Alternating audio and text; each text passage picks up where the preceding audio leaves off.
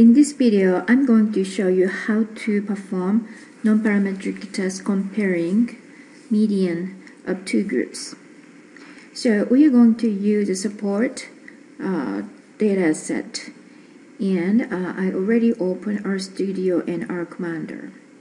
And if you want to know how to read how to read a data set, and please see the previous video. So since we already have a video, have a data set, and let's look at the data set, and we are going to compare total hostel cost, this variable, and between two groups of deceased and survived in ICU. Okay. And as we saw in the previous video, and we know total hostel cost is heavily skewed with a cluster toward the lower value with several patients with a high cost. And you can perform t-test with log transform total hostel cost because log transformation provided good normality in data. And or alternatively, and you can just go ahead to perform non-parametric test. Then you don't have to worry about log transformation. And so let's go back to our commander. And so no log transformation in this video.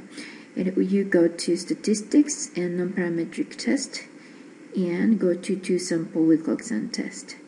And if two groups are related or paired, you use paired sample Wilcoxon test. In this case, survivors, deceased patients are two different groups, so we use two-sample Wilcoxon test.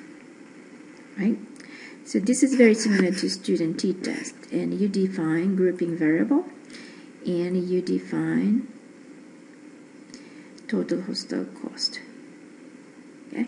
And since non-parametric tests use ranking of data, whether you use log transformed variable or originally skewed variable, original variable does not matter. Log transformation does not change ranking. So let's use original total hostel cost. Okay. And then let's make sure to click option, two-sided, yes. Type of test, default, normal approximation with continuity correction. So when you have a small data set, you might choose exact test, but usually default choice should be okay. And let's go ahead to click OK.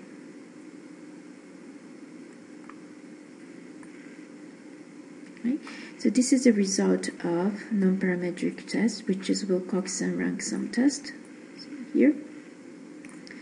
Okay, so default is Wilcoxon rank sum test with continuity correction. Okay, and so this p-value is less than 0.05. So you might use this as evidence to suggest a difference in median of total hostel cost between two groups.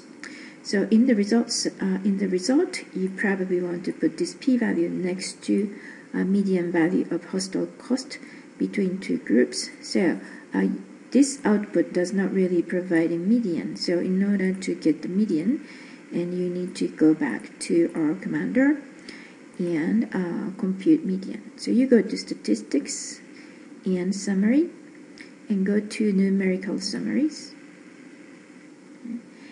And then click total hostel cost, right? And then summarize by hostel dead, okay? And you click this, and OK. And statistics, we want median. So median is included in this quantiles value. 0.5 is a median value. So let's go ahead to click OK. Right?